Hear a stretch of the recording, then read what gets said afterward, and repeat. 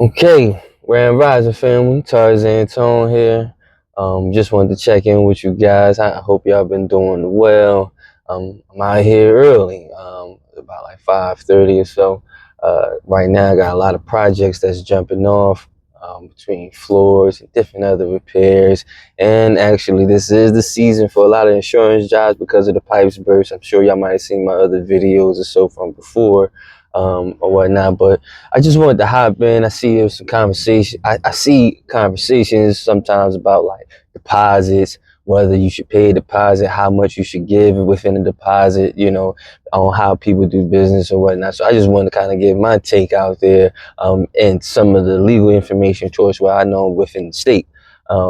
Just in case y'all didn't know, there are state laws in the case of for like deposits of when you're doing project, how much you pay somebody and stuff like that. And what I had looked up is basically it's like with on certain projects, the most you can charge on the deposit is about a third of your price within doing it. And that's legally for the state of Pennsylvania and other states. As Maryland, as such, California. Some of them have like the same thing, but some of them say you don't, or they kind of leave it up to the contract, or they leave it up to how you do business. But in the state of Pennsylvania, you're able to ask for at most a third up front.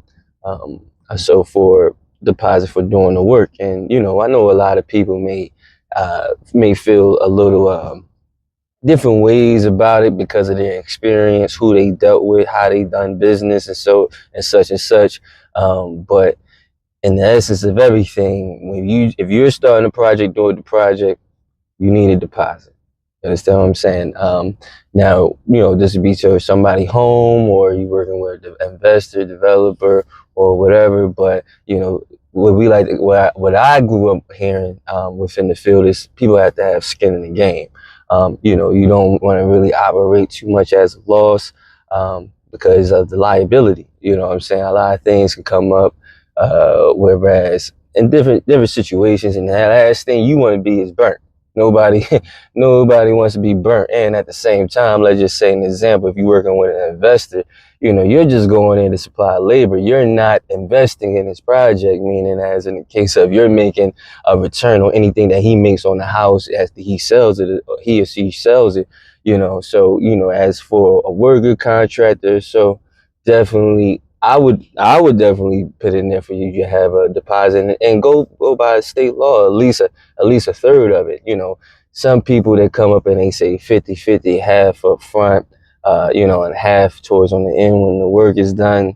And that depends on certain situations. Certain projects, if they're very material heavy, of course that's going to have an effect, because that's going to dig out of whatever 50% deposit towards that's there. And let's just say if a project is more than 50% if the price is more than 50%, for material or so, it's like at the end of the day, like you still gonna need those funds, or the investor or the homeowner or such in that case, purchase the materials and just basically go off your labor price and just charge a third from there.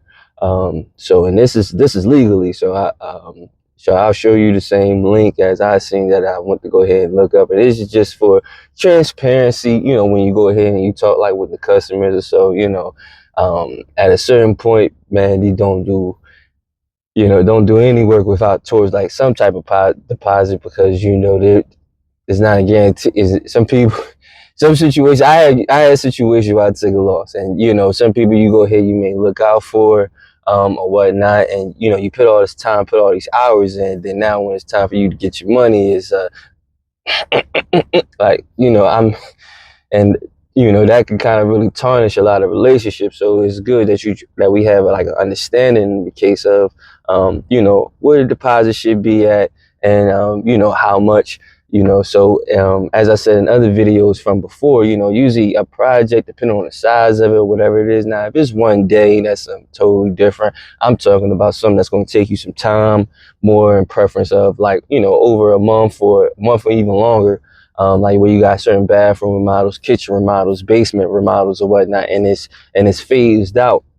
Now the object, when you have a project that's phased out, you definitely want to have checkpoints that matches towards these deposits at the same time. Whereas, as like the worker, you know, that way so you can show your client where the money went to. You know what I'm saying? Like, because a lot of people feel like, yo, give him a deposit, he's going to run off with my money and stuff like that. And it's very unfortunate when those situations happen, because I'm not going to act like it don't happen, and that some people are traumatized, and therefore, they'll feel like, hey, listen, I'm not giving this, that, I'm not, and all right, but legally, most I can ask for is towards a third within all my projects. So, you know, um, within building like a relationship or so, um, once I kind of give you the payment schedule at the same time, the payment schedule will mirror at the same time the progress of the project, and we can do checkpoints, we can do walkthroughs. I advise you to,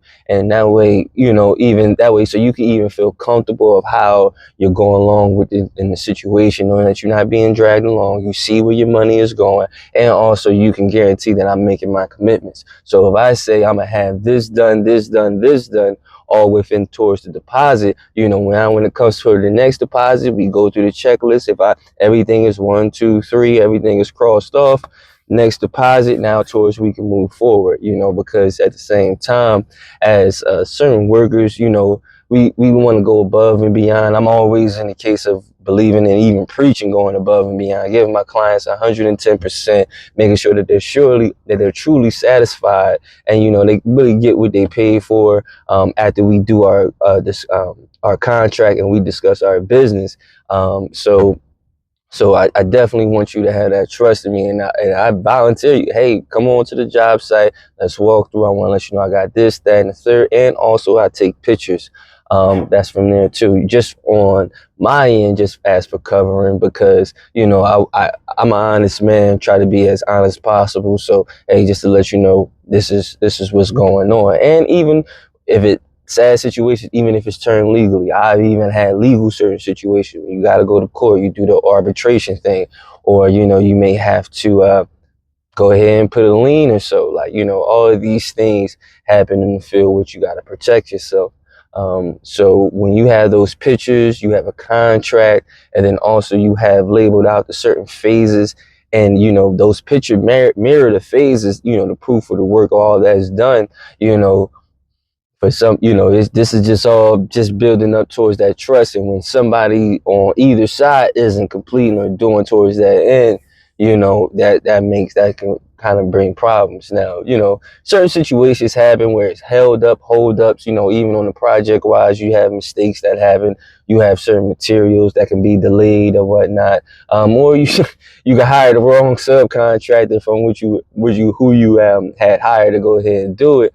So, these things kind of play an effect within like the timing and stuff in there. But in the general sense, in the beginning, when we sitting at the table discussing your project, we're going to go through the contracts, and we're going to go through the deposits and also the phases of the project, just so it's clarity on both sides of, okay, this is going to get us all the way to the end, and this is the expectation. And then also at the same time as your expectation for the project being done, my expectation on the project for being paid. Because at the same time, nobody wants to be working out here for free. There's only but so many favors somebody can go ahead and give. So the honorable thing on both sides is just that transparency, so you can see where your money is going. So like I said, legally you're able to, just a quick refresh, legally you're able to ask up to a third for your deposit as for the project as you're doing, and then everything after that, basically you just kind of like phase out to make the project happen. So I may do another video within the case of phasing, and also the prices. Well, I'm sorry, not prices, but deposits matching the phases, so that it kind of makes sense. Then you make the customer feel comfortable or whatnot. Like I trust this guy. You know what I'm saying? So yeah, I just wanted to kind of just drop in, maybe help somebody out out there. Hey, drop a comment, or definitely like, share, and subscribe. But drop a comment, tell me what you think. How you guys go about doing your deposits, and just other information towards that's out there, just so we can kind of help each other within the field on how we can guarantee to make the best service and kind of like break some of these stereotypes and certain superstitions that certain clients and customers may have about us. Because we honest, being the tradesman honest, man, we go out, we work hard, we bust our ass every day. Nobody wants to be taken for granted and advantage of. No different on the same time as the customer, as the client. Nobody should be out here taking your money and you don't have no work to show for it, or don't know where your money is going. That's also, absurd too. So I don't agree. I really feel bad when I hear clients, they tell me about this guy took my money and he ran off or whatnot. And hey, listen, that's to break it all down. That's the purpose of the contract and going all through all the paperwork in the beginning. A lot of people really like to go around that, and they may have little talks